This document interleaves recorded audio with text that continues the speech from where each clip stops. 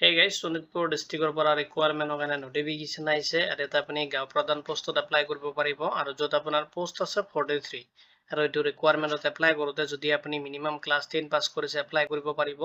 apply কৰোতে কোনো ধৰণৰ এপ্লিকেশন ফি পেমেন্ট কৰিব নালাগে সিলেকশন প্ৰসেছত কোনো ধৰণৰ ৰিটেন এক্সাম আপুনি এটেম্প কৰিব নালাগে আৰু পোষ্টখিনি আপোনাৰ সাৰ্কুল ওয়াইজ ডিভাইড কৰি দি আছে এখানে ডিটেইলছ মই আপোনাক এটা প্ৰভাইড কৰিম যদি নোটিফিকেশন ৰিগাৰ্ডিং কোনো ধৰণৰ কোৱেশ্চন থাকে ভিডিওটোৰ কমেন্ট সেকশনত কমেন্ট কৰিব within 48 hours ভিতৰত আপুনি জব এলাৰ্ট টিমৰ পৰা ৰেসপন্স পাব যদি আপুনি ইন্টাৰেষ্টেড না হওক দেৰি নকৰি আজিৰ ভিডিওটো আৰম্ভ কৰোঁ requirement overview খিনি চাব organization district commissioner শোণিতপুৰৰ পৰা আহিছে notification post দি আছে গাঁও প্ৰধান পোষ্টত আপুনি এপ্লাই কৰিব পাৰিব আৰু টোটাল পোষ্ট দি আছে 43 পোষ্টত এপ্লাই কৰিব পাৰিব কোৱালিফিকেশন বিচাৰিছে যদি ক্লাছ 10 কোৱালিফাইড হয় আপুনি এপ্লাই কৰিব পাৰিব আৰু মিনিমাম যদি এজ দি আছে 30 ইয়াৰ্স আপোনাৰ হ'ব লাগিব এপ্লাই কৰাৰ কাৰণে আৰু ৰেমুনাৰেশন আপুনি 14000 পাৰ মান্থ ৰিসিভ কৰিব এপ্লিকেশন মোড দি আছে আপুনি অফলাইনত এপ্লাই কৰিব লাগিব কেনেকৈ এপ্লাই কৰিব তাৰ ডিটেইলছ মই আপোনাক এটা ভিডিওতে প্ৰভাইড কৰিম Sir, revenue circle wise আপোনাৰ পোষ্ট খিনি ডিভাইড কৰি দি আছে যত তেজপুৰত দি আছে 12 পোষ্টত এপ্লাই কৰিব পাৰিব ঢেকিয়াজুলিত আছে 7 পোষ্ট এপ্লাই কৰিব পাৰিব ঠেলামাৰাত আছে 6 পোষ্ট এপ্লাই কৰিব পাৰিব চাৰিদুৱাৰত আছে 10 পোষ্ট আপুনি এপ্লাই কৰিব পাৰিব নাদুৱাৰ যত আপুনি 8 পোষ্টত এপ্লাই কৰিব পাৰিব আৰু টোটাল আপোনাৰ 43 পোষ্ট আছে যত আপুনি এপ্লাই কৰিব পাৰিব এলিজিবিলিটি বিচাৰিছে যদি আপুনি ইন্টাৰেষ্টেড হয় ইন্ডিয়ান সিটিজেন হ'ব লাগিব আপুনি লগতে আপুনি যেটো এৰিয়াৰ পৰা এপ্লাই কৰিব তাৰে পাৰ্মানেন্ট ৰেসিডেন্ট হ'ব লাগিব ভিলেজ বা এৰিয়াৰ তেনেহলে আপুনি এপ্লাই কৰিব পাৰিব লগতে আপোনাৰ কোৱালিফিকেশন থাকিব লাগিব আপুনি যদি ক্লাছ 10 টো কোৱালিফাইড হয় আপুনি এপ্লাই কৰাৰ কাৰণে এলিজিবল হ'ব এটলিষ্ট আপোনাৰ 30 ইয়াৰ্স থাকিব লাগিব তেতিয়াহলে আপুনি এপ্লাই মিনিমাম কৰিব পাৰিব লগতে আপুনি যেটো এৰিয়াৰ পৰা এপ্লাই কৰিব তাতে আপোনাৰ অন মানে নিজা ল্যান্ড থাকিব লাগিব মাটি থাকিব লাগিব বা তেনেকুৱা আপোনাৰ প্ৰপাৰ্টি থাকিব লাগিব এটো আপুনি তাতে সাবমিট কৰিব পাৰিব যে ওনাৰ ডিটেইলছ হিচাপত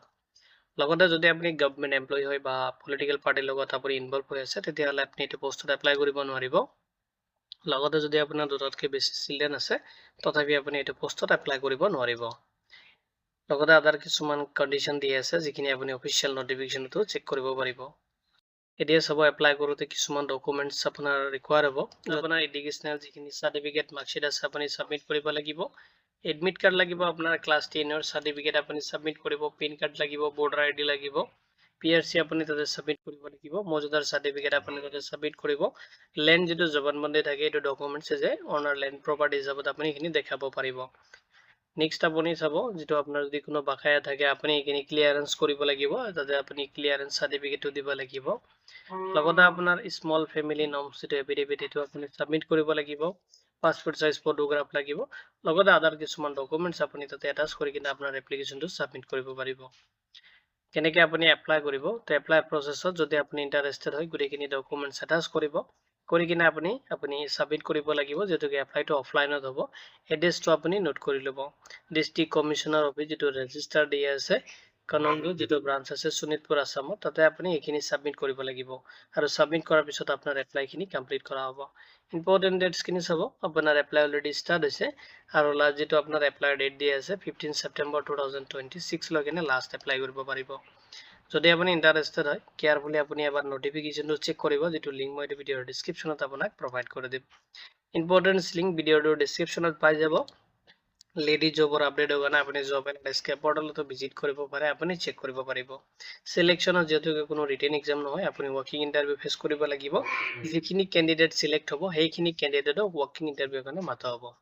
ভিডিওটো যদি ৰিগাৰ্ডিং কোনো ধৰণৰ কোৱেশ্চন থাকে বা নোটিফিকেশন ৰিগাৰ্ডিং কোনো ধৰণৰ কোৱেশ্চন থাকে ভিডিওটোৰ কমেন্ট সেকশনত কমেন্ট কৰিব ভিডিওটো চোৱাৰ বাবে ধন্যবাদ দি কিনে আজিৰ ভিডিও মই ইমানতে সামৰিছো